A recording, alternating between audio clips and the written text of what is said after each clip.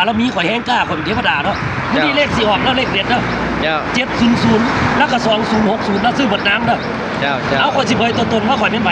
ข่อยบ่แม่นคนธรรมดาที่เจ้าเห็นเนาะ เจ้าเจ้า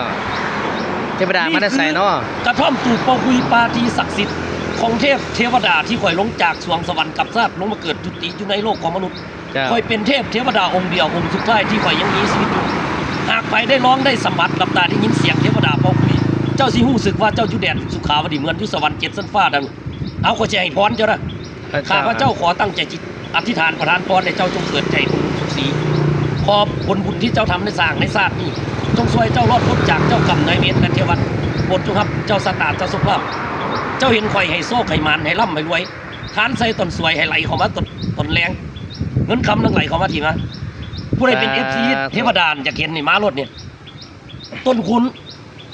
ผู้ใดมานี่จะมีโศกคำคุณ บอก FC ในแม่ไผกดไลค์กดแชร์ให้ร่ำให้รวยในแม่ เอาคอยพี่น้อง FC ทั้งหลายกดไลค์กดแชร์ขอให้ร่ำให้รวยเด้อ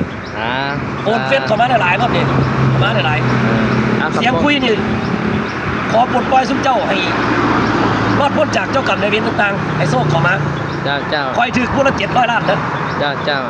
ใส่ลองเปิดให้เบิ่งดูนะ